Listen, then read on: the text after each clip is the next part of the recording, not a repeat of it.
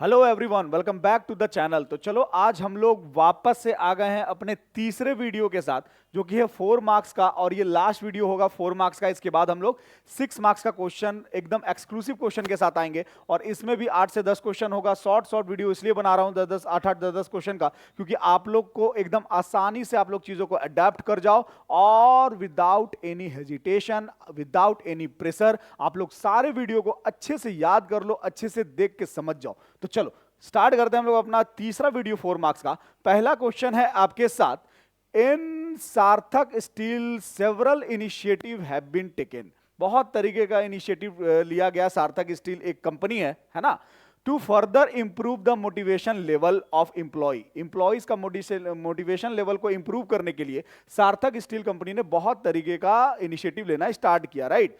Through designing job that include greater variety of work content, providing certain stability about further income and work. सब चीज के लिए ध्यान दिया गया, इनकम पे, वर्क पे, प्रोवाइडिंग फ्रिंज बेनिफिट, यानी कि कुछ कुछ परक्विजिट्स भी दिया गया है ना, अदर देन कैश जिसको बोल सकते हो, like housing facility, medical facility etcetera, allotment of share, ये सब कुछ दिया गया इंप्लॉइज के मोटिवेशन को और ज्यादा बढ़ाने के लिए। तो तुमको आइडेंटिफाई करना है एंड ब्रीफली बेटा एक्सप्लेन करना है इंसेंटिव्स को being given by the organisation to the employee. बात समझ में आ रहा कि ये किस टाइप का इंसेंटिव आपको दिया गया और उसमें से कौन कौन सा कैटेगरी है, जिसमें किसी कैटेगरी में लिखा हुआ है मेडिकल फैसिलिटी, हाउसिंग फैसिलिटी, है ना, वर्क, इनकम फैसिलिटी। तो क्या क्या इसमें दिया गया था, आओ इसका आंसर देखते हैं क्या हो सकता है। सबसे पहले incentive been given by the organisation to the employees are job enrichment. बोलता है जॉब इनरिचमेंट का मतलब होता है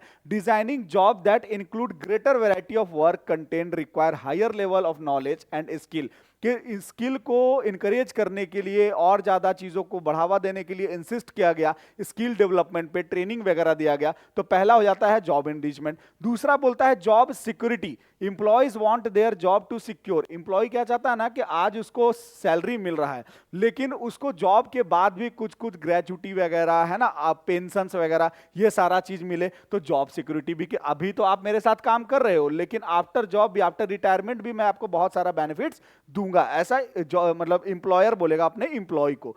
तीसरा लिखोगे आप परक्विजिट्स, यानी other than cash. In many company perquisites and fringe benefit are offered such as car allowance. इंसान को कार आने जाने के लिए दिया जा रहा है, पेट्रोल खर्चा, housing facility, medical facility, education to their children, over and above the salary. Salary के अलावा भी कुछ कुछ आपको अलाउंस मिल रहा है, राइट। को पार्टनरशिप, जिसको स्टॉक ऑप्शन बोला गया, क्योंकि यहां पे था सारा स्टॉक ऑप्शन के बारे में आपके क्वेश्चंस में, है ना। तो ये सारा चीज को देखते हुए आपका चौथा पॉइंट बोलता है को partnership and stock option. Under this incentive schemes employees are offered company share at as the price which is lower than market price. Market में जो प्राइस पे हम लोगों को शेयर बेचेंगे, आपको उसको कम दाम में हम अपने इंप्लॉइज को देंगे। तो ये हो गया आपका को पार्टनरशिप एंड स्टॉक ऑप्शन। तो पहला क्वेश्चन के आंसर आपके सामने है, आप इसको स्क्रीनशॉट ले सकते हो बेटा वीडियो को पॉज करके। चलो दूसरा क्वेश्चन बोलता है स्टेट एनी 4 फैक्टर। 4 फैक्टर बताना है जो कि अफेक्ट करता है आपके फाइनेंशियल डिसीजन को, that is concerned with raising of finance using share holders fund and borrowed fund. इंसान को एक इक्विटी और दूसरा डेट, ये अगर डिसाइड करना है, यानी फाइनेंशियल डिसीजन को, पैसा कहां से लेकर के आए, क्या शेयर होल्डर से पैसा ले कि या कर्ज ले, तो दोनों में कौन कौन सा फैक्टर को है अफेक्ट करता है। तो इसमें से 4 फैक्टर बताना है, क्योंकि ये आपका 4 मार्क्स का क्वेश्चन है, राइट। तो चलो स्टार्ट करते हैं हम लोग अपना आंसर देखना। तो फॉलोइंग आर द फैक्टर्स, कौन कौन सा फैक्टर है। साइज ऑफ द प्रोजेक्ट, आपका प्रोजेक्ट का साइज क्या है, और cash flow must be considered. इसको कंसीडर करना जरूरी है कि अगर आपके बिजनेस में रेगुलर कैश फ्लो हो रहा है तो ही आपको कर्ज लेना है, यानी तो ही आपको डेट के साथ जाना है। अदरवाइज आपको कहां चले जाना है, इक्विटी में। यानी कि अगर आपका बिजनेस में कैश फ्लो बढ़िया से नहीं हो रहा है तो आपको इक्विटी शेयर ही इशू करना है, कर्ज नहीं लेना है। क्योंकि कर्ज बेटा फिक्स लायबिलिटी होता है और फिक्स लायबिलिटी को चुकाना जरूरी होता है। और अगर शॉर्टेज ऑफ कैश होगा, यानी कि कैश फ्लो नहीं होगा, तब आप अपना लायबिलिटी को नहीं चुका सकते हो। तो पहला हो गया कि आपका प्रोजेक्ट कैश फ्लो क्या है। उसके बाद interest coverage ratio refers to the numbers of time. Interest coverage ratio जो बोल रहा है कि जैसे मान के चलो कि आप टोटल कमा रहे हो 10 लाख रुपए, है ना, और आप इंटरेस्ट दे रहे हो 3 लाख रुपए, ठीक है। तो तो आपका कितना नंबर्स ऑफ टाइम में यहाँ पे कट रहा है, 3.33 आ जाएगा। तो यहाँ पे ये तो तब सही है कि 3 टाइम्स में आ रहा है, 3 टाइम्स ज्यादा हम कमा रहे हैं, बात समझ में आ रहा है। तो ये हो गया आपका आईसीआर। उसके बाद डीएससीआर, डेट सर्विस कवरेज रेशियो, ये भी देखना पड़ता है क्योंकि हर एक इंसान जो कर्ज लेता है टाइम पे अपना लायबिलिटी तो चुकाता है, लेकिन एक समय होता है जिसके बाद आपको आपका प्रिंसिपल अमाउंट भी वापस करना पड़ता है, तो वो भी आपको कंसीडर करना पड़ेगा। उसके बाद more debt can be used if debt can be raised at lower rate of interest. अगर तुम ज्यादा डेट लेना चाहते हो तो देखना पड़ेगा कि लोअर रेट ऑफ डेट है कि नहीं। जैसे मान के चलो कि इंटरेस्ट का रेट कम हो गया, रेपो रेट कम हो गया, आरबीआई ने ये इशू कर दिया कि रेपो रेट कम है, तब आपको रेट क्या मिलने लग जाएगा, सस्ता मिलने लग जाएगा, तो और ज्यादा आप कर्ज ले सकते हो रिलेटिवली। बात समझ में आ रहा है। उसके बाद higher tax rate make debt relatively cheaper. अगर टैक्स रेट ज्यादा है, 30%, 40% अगर टैक्स है और इनकम टैक्स है, तो आप इंटरेस्ट के साथ जा सकते हो, यानी कि बैंक लोन आप ले सकते हो। तो ये सारा फैक्टर अफेक्ट करता है आपके फाइनेंसिंग डिसीजन पे, तो इसका भी आप स्क्रीनशॉट बेटा ले सकते हो। उसके बाद क्वेश्चन नंबर 3 बोलता है Mayank purchase a pack of chocolate. Mayank नाम का एक इंसान है जो चॉकलेट परचेज करता है ऑफ अ रिनॉन ब्रांड का, है ना, फॉर हिज डॉटर, अपने बेटी के लिए, from a shop in the nearby market से, right. After consuming the chocolate, chocolate को खाने के बाद उसकी बेटी जो है वो बीमार पड़ जाती है। ही फाइल्ड अ केस, उसने क्या किया कि कंपनी पे केस कर दिया डिस्ट्रिक्ट फॉरम में जाकर के अगेंस्ट द रिनॉन ब्रांड पे, क्योंकि उनकी बेटी बीमार हो गई थी चॉकलेट खा करके। ही लॉस्ट द केस, उसने केस को हार गया वो, बिकॉज क्यों, mistake he could not provide proof of purchase. उसके पास परचेजिंग का कोई प्रूफ ही नहीं था कि चॉकलेट उसने परचेज किया था, यानी कि उसने बेटा बिल नहीं लिया था, पहला चीज, है ना। What would be kept in mind by the consumer while purchasing using and consuming goods. क्या दिमाग में आपको रखना है जब भी आप परचेज करो चीजों को और खाओ चीजों को, कंज्यूम करो, है ना। And service apart from the avoiding the mistake, और मिस्टेक आपसे जो हुआ है उसको हटाने के लिए आपको क्या क्या करना पड़ेगा। In order to enable his her to achieve the objective of consumer protection, enumerate any 4 point, 4 points को बताना है जो आपसे मिस्टेक हुआ और आगे चल के आप मिस्टेक नहीं करोगे। तो पहला आपका आंसर हो जाएगा यहां पे, be aware about various goods and services available in the market so that an intelligent and wise choice can be made. आपको एकदम सतर्क रहना है, बी अवेयर रहना है, क्योंकि मार्केट में बहुत सारा फ्रॉड चीजों को बेचा जा रहा है, तो आपको उससे अवेयर रहना पड़ेगा। दूसरा बोलता है बेटा, buy only standardise goods as they provide quality assurance, जो क्वालिटी एश्योर करे जो कंपनी, उसी का आपको ब्रांडेड गुड्स को परचेस करना है। Look for ISI mark, mark पे जाना है। अगर आप इलेक्ट्रॉनिक गुड्स खरीद रहे हो तो फूड मार्क, फूड प्रोडक्ट अगर खरीद रहे हो तो एफपीओ मार्क, है ना। हॉलमार्क अगर आप ज्वेलरी खरीद रहे हो तो ये सारा आपका रिस्पॉन्सिबिलिटी है। Learn about the risk associated with the product and services. कुछ कुछ चीजों पे ना टर्म एंड कंडीशन लिखा हुआ रहता है, कुछ कुछ चीजों पे ना हर एक चीज पे डूज और डोंट लिखा हुआ रहता है कि क्या करना है क्या नहीं करना है, राइट। तो रिस्क भी लिखा हुआ रहता है, वो सारे रिस्क को आपको एक्सरसाइज करके ही सामान को परचेज करना है। तो ये सारा है। उसके बाद क्या बोलता है कि read label carefully so that have information about the price, net weight, manufacturing date, expiry date, ये सबको देख करके, क्योंकि आपका एक्सपायरी डेट अगर लिखा हुआ है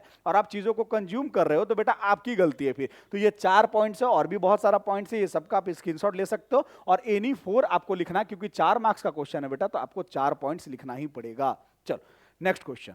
क्वेश्चन नंबर 4 बोलता है, अनुराग रन ए लॉ फर्म। बोलता है कि एक अनुराग नाम का लड़का है जो लॉ फर्म चला रहा है, कहां, दिल्ली में। His firm offer valuable financial and legal consultancy service to their client. वो अपने क्लाइंट को legal consultancy and financial services provide कर रहा है, right. Whenever the firm hires any new employee, जब भी कंपनी को नया एम्प्लॉय को हायर करती है, ऑन द फर्स्ट डे, पहला दिन ज्वाइनिंग के लिए, they are welcomed to the organisation and are given detail about the hour of job. वो वेलकम करके और ड्यूटी आवर के बारे में बताती है अपने एम्प्लॉय को, लीव रूल के छुट्टी कितना दिन पे मिलेगा, ड्रेस कोड क्या होगा, लंच का अरेंजमेंट कहां है, कहां कैफेटेरिया है, कहां क्या है, introduce to the daily operation, क्या क्या काम आपको करना है, एंड की पीपल, कौन किसको रिपोर्ट करेगा, हु रिपोर्ट टू हुम, आपका establishment of senior and junior reporting relationship, ये सबको आपको किया जा रहा है। They are also familiarised with the organisation policy and procedure, हर चीज को उसको फैमिलियराइज किया जा रहा है कि क्या किससे किस तरीके से बात करना है, बात समझ रहा है, आपका सबऑर्डिनेट कौन है, आपका सुपीरियर कौन है, हर एक चीज को यहाँ पर रिलेशन को एस्टेब्लिश किया जा रहा है। अब आपको बताना है in the contest of above case, ये केस में name the types of training, वो कौन सा टाइप्स ऑफ ट्रेनिंग है which is being referred in the above para case. तो बोला गया कि इंसान को मिलवाने का काम किया जा रहा है ना एक दूसरे से, राइट। तो यहां पे इसका आंसर क्या हो जाएगा बेटा जी, इंट्रोडक्शन ऑफ और ओरिएंटेशन ट्रेनिंग, ओरिएंटेशन प्रोग्राम चलाया जा रहा है, ट्रेनिंग की जगह में प्रोग्राम भी लिख सकते हो, और इसको तुमको कम से कम इस तरह का एरो दे दे करके 4 पॉइंट में बेटा जी एक्सप्लेन करना पड़ेगा, क्योंकि यहां पे तुम बोलोगे कि सर यहां पे आपने तो सिर्फ ये लिखा है, तो आपको मैं समझाने के लिए लिखा हूं, आपको 4 पॉइंट में इसको क्या करना होगा, एक्सप्लेन भी करना होगा, तभी आपको जाके 4 नंबर मिलेगा, राइट। चलो आंसर नंबर 4 आपके सामने। क्वेश्चन नंबर 5, ये भी आपके एग्जाम में 4 मार्क्स का आने वाले सवालों में से एक है। बोलता है Smita run a NGO under the name of Sarvakarma, Sarvakarma नाम से एक एनजीओ चला रही है स्मिता, है ना, दिल्ली में। The organisation is engaged in offering waste paper recycling, ये जो ऑर्गेनाइजेशन है, एनजीओ है, नॉन एनजीओ जो है, वो क्या कर रहा है कि ऑफर कर रहा है वेस्टेज पेपर रिसाइकल, पेपर का मतलब वेस्टेज को रिसाइकल करके service to all kind of institution in Delhi, Delhi के अंडर में जितना भी वेस्टेज पेपर है वो सबको रिसाइकल कर रही है ना, एनजीओ चला करके। It also made paper stationery, ये पेपर भी बना रही है उस वेस्टेज से out of recycled paper at very competitive price, price भी बहुत जेन्युइन प्राइस रख रही है, right. The website of Sarvakarma provide a link to career site wherein people desirous of joining the NGO, एक वेबसाइट है जिसके through NGO ने ये निकाल रखा है कि कोई भी इंसान को अगर जॉब की जरूरत है तो वो जॉब को ज्वाइन कर सकता है, right. Simple job search to find the right opportunity for themselves. The NGO also keep a database of application of job seeker, और कंपनी पहला नंबर में तो वेबसाइट के थ्रू ज्वाइनिंग ले रही है, और दूसरा तरफ बोल रहा है कि कंपनी डाटाबेस भी एक रखी हुई है जिससे जॉब सीकर्स अपना प्रोफाइल, अपना रिज्यूम, अपना सर्कुलम वैट वहां पे जाकर के छोड़ सकता है, so they can be called whenever need arise, जब भी कंपनी को, एनजीओ को जरूरत पड़ेगी, जब भी वो पीपल को बुला सकती है। तो अब तुमको इसमें बताना है in the contest of above case identify the 2 source, 2 source को बताना है, एक्सटर्नल रिक्रूटमेंट दोनों होगा, बीइंग यूज्ड बाय सर्वकर्मा एनजीओ के द्वारा, वो कौन सा 2 एक्सटर्नल सोर्स है ना रिक्रूटमेंट का, और लाइन को कोट करके बताना है 2 एक्सटर्नल सोर्स ऑफ रिक्रूटमेंट को। तो बेटा पहला हो जाएगा आपका वेब पब्लिशिंग, यानी कि बोलता है the website Sarva Karma opportunity for themselves, यानी कि वेब पब्लिशिंग के थ्रू वो लोगों को एक्सटर्नली बुला रही है। और दूसरा बेटा कैजुअल कॉलर, कैजुअल कॉलर में बोलता है the NGO also keep a database need, यानी कि कैजुअल कॉलर में सिंपल सा बात कि हम लोग क्या करते हैं, इंसान का रिज्यूम, जो भी अनसेलेक्टेड पर्सन है उसका रिज्यूम रखते हैं, और जब भी हम लोग को जरूरत होगा 1 साल बाद, 6 महीने के बाद, तो हम लोग उसको कॉल करके बुला सकते हैं। तो इसका भी आप लोग आंसर का स्क्रीनशॉट ले सकते हो। चलो नेक्स्ट क्वेश्चन 6 नंबर बोलता है Rahim was working in an enterprise, Rahim नाम का एक इंसान है जो एक एंटरप्राइज में काम कर रहा है डेली वेजेस बेसिस पे, यानी कि डेली इसको पैसा मिलता है, डेली कमाता है बेचारा, डेली खाता है।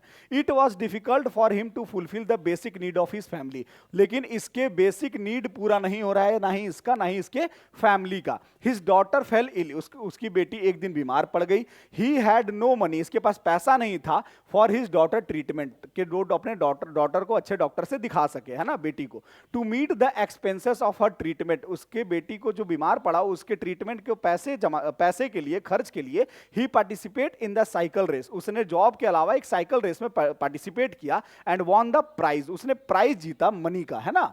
The cycle company offered him a permanent pensionable job, उसको प्राइज तो मिला लेकिन वो साइकिल कंपनी उसको परमानेंट जॉब दिया, किसके साथ, पेंशनेबल जॉब, यानी कि एक जॉब तो आपको मिलेगा, साथ साथ आपको रिटायरमेंट के बाद पेंशन भी मिलेगा, राइट। विच बी हैप्पीली एक्सेप्टेड, और उसने मिस्टर रहीम ने क्या कर लिया, उस जॉब को एक्सेप्ट कर लिया। अब बेटा आपको बताना है which element of the directing is indicate एवब, पहला तो बताओ आप एलिमेंट कौन सा है जो डायरेक्टिंग का जो यहां पे इंडिकेट किया गया है।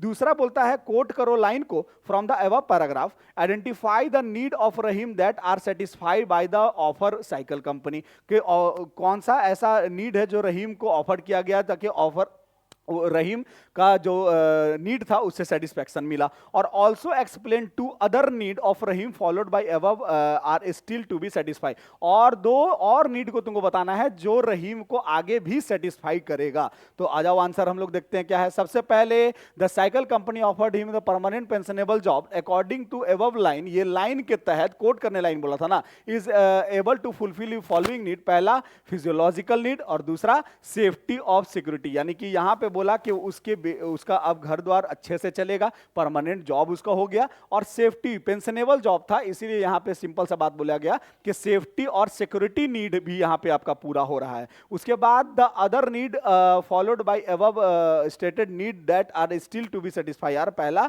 एफिलिएशन नीड और दूसरा स्टीम नीड के बेटा it refers to the need of affection sense of belongingness, उसको अपनापन वाला फीलिंग चाहिए जॉब के बाद भी, और esteem need proper back to back उसको क्या चाहिए, डे बाय डे रिकॉग्नाइजेशन चाहिए, रिकॉग्निशन चाहिए, यानी कि वो उसको एक अलग से मान्यता चाहिए ताकि वो फर्दर आगे काम करता रहे। तो ये है आपका आंसर, स्क्रीनशॉट ले सकते हो बेटा आपका क्वेश्चन नंबर 6 का। चलो क्वेश्चन नंबर 7 अच्छे से प्यार से पढ़ेंगे हम लोग, जब तक पानी पी लेते हैं हम।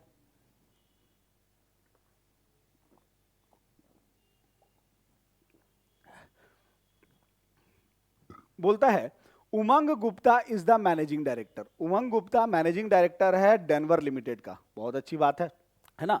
The company had establish a good name, उस कंपनी ने बहुत अच्छा अपना नाम बना चुका है for itself and had been doing well, और बहुत अच्छा कर रहा है वो कंपनी, है ना। It was known for timely completion of order, और वो कंपनी जो है वो ऑर्डर को अपने समय पे कंप्लीट करने के नाम से जाना जाता है। लेट नहीं, कोई भी गुड्स को डिलीवर्ड लेट वो करता ही नहीं है, टाइम पे डिलीवर्ड कर देता है। The production manager miss Kanta, एक कांता नाम की उसकी प्रोडक्शन मैनेजर है किसका, उमंग गुप्ता के कंपनी में, was efficiently handling the processing of order, order को वो अच्छे से पूरा करती है। And had a team of 14 motivated employees working under her, और मिस कांता के अंडर में 14 वेल मोटिवेटेड एम्प्लॉय काम करते हैं। Everything was going on well, हर चीज बहुत अच्छा जा रहा था। अनफॉर्चुनेटली बेटा देखा गया इत्तेफाक से she met with an accident, उसका एक्सीडेंट हो गया, किसका, मिस कांता का, राइट। उमंग न्यू दैट, और उसको पता चला इन the absence of Kanta, Kanta के एब्सेंट, क्योंकि एक्सीडेंट हो गया तो जॉब पे नहीं आने लगी।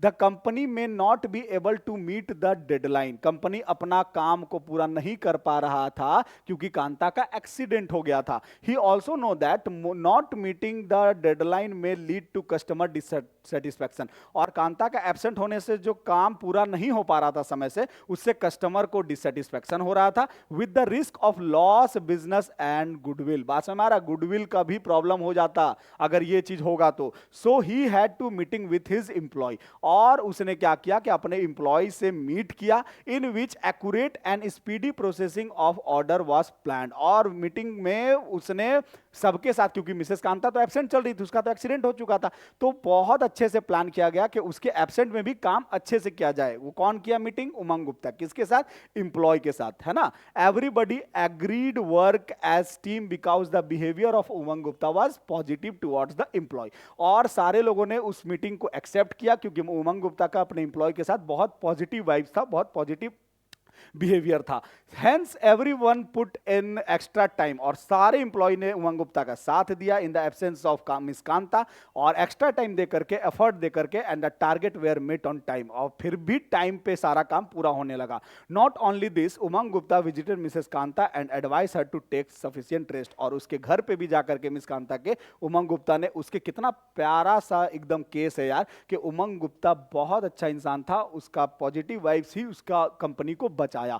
अब तुमको बताना है identify the leadership style of Umang Gupta and draw a diagram depicting the style, बताना है तुमको ड्राइंग बना करके कि किस तरीके का लीडरशिप स्टाइल यहां पे चला। तो सिंपल सा बात, यहां पे बेटा लीडरशिप स्टाइल जो हो जाएगा वो क्या हो जाएगा, डेमोक्रेटिक, पार्टिसिपेटिव, ग्रुप सेंटर, यानी कि ए यहां पे लीडर है, लीडर कौन है, ए, यहां पे उमंग गुप्ता ए हो गया, और बाकी सब कौन है, सबऑर्डिनेट है, बाकी सब सबऑर्डिनेट है, यानी कि ये बस ऊपर में बैठा हुआ है और काम सारा सबऑर्डिनेट कर रहा है, यानी कि इस स्टाइल को क्या बोला जाता है, डेमोक्रेटिव पार्टिसिपेटिव ग्रुप सेंटर, यानी कि बोलता है in the above diagram A is the leader, यानी उमंग गुप्ता ए हो गया, और B C D and E is the subordinate. कोई दिक्कत नहीं सर। नेक्स्ट बोलता है Subramaniam is a newly appointed human resource manager. Human resource manager एक नया अपॉइंट किया गया सुब्रमण्यम नाम का, इन टाइम लिमिटेड कंपनी में, है ना, पंजाब में। He is a Tamilian basically, जो सुब्रमण्यम था वो तमिलियन था, नाम से ही क्लियर है। Basically he is good in Tamil and English language. उसका तमिल लैंग्वेज अच्छा था क्योंकि बेटा उसका मदर लैंग्वेज हो गया टंग लैंग्वेज तमिलियन, एंड इंग्लिश वो पढ़ा लिखा था, इसीलिए वो इंग्लिश भी अच्छा था। Most of his subordinate belong to Punjab, क्योंकि वो पंजाब की कंपनी थी, इसीलिए उसका पास जितना भी जूनियर था, सबॉर्डिनेट था, सारे पंजाब से बिलोंग करते थे, तो पंजाबी लैंग्वेज जानते थे, right. And they are not very much fluent in English, और उसका सबॉर्डिनेट जो था वो इंग्लिश काफी ज्यादा अच्छा नहीं था। He feel it much difficult to make them understand his instruction, और वो अपना इंस्ट्रक्शन को समझाने में नाकामयाब रहता था, क्योंकि ना ही उसका कोई तमिल लैंग्वेज जानता था, ना ही कोई उसका इंग्लिश फ्लुएंट था, सारे लोग पंजाबी लैंग्वेज समझते थे। अब तुमको बताना है identify the concern communication barrier, यहां पे कौन सा बैरियर लगा है, पहला चीज। उसके बाद state the category such barrier, वो बैरियर का कैटेगरी क्या हो जाएगा, और explain any other category same barrier. तो बेटा यहां पे सिंपल सा बात हो रहा है कि लैंग्वेज का दिक्कत हो रहा है ना, ट्रांसलेशन गलत हो रहा है, वो तमिल में बोल रहा है, लोग पंजाबी में समझ ही नहीं रहा, तो फॉल्टी ट्रांसलेशन यहां पे तुम बोल सकते हो, क्या बोल सकते हो बेटा जी, फॉल्टी ट्रांसलेशन। और किस कैटेगरी का है, तो समझने समझाने से रिलेटेड है ना, तो मैंने बोला है आपको सेमेंटिक बैरियर होगा, तो बेटा सेमेंटिक बैरियर तुम यहां पे लिख सकते हो उसका कैटेगरी, और explain other category of same barrier, यानी कि यहां पे तुम टेक्निकल जागरण भी लिख सकते हो। तो यहां पे देखो वही चीज लिखा हुआ है, फॉल्टी ट्रांसलेशन, तो इसके बारे में तुम 2-3 पॉइंट लिखोगे, उसके बाद सेमेंटिक बैरियर, इसके बारे में तुम 2-3 पॉइंट लिखोगे, और टेक्निकल जार्गन में 2-3 पॉइंट तुम इसका लिखोगे, तभी जाकर के तुमको बेटा जी पूरा का पूरा 4 नंबर मिलेगा। तो ये था आपका 8 क्वेश्चन, जिसके साथ आज का ये सेशन 4 मार्क्स का मेरे हिसाब से कंप्लीट हुआ। First video, second video and third video, तीनों वीडियो मैं आपको दे चुका हूं 4 मार्क्स का। मिलते हैं हम लोग नेक्स्ट वीडियो में, जो कि होगा अब आपका सिर्फ और सिर्फ 6 मार्क्स का। 2 वीडियो या 3 वीडियो में 6 मार्क्स का लेकर के आऊंगा। और भूलना नहीं है, कल से 19, 20 and 21 as per my commitment मैं आपके साथ लाइव रहूंगा 150 approx objective case based MCQ के साथ। बने रहिए अपने अकाउंट्स वाला यूट्यूब चैनल के साथ। तब तक के लिए bye, keep studying, good night.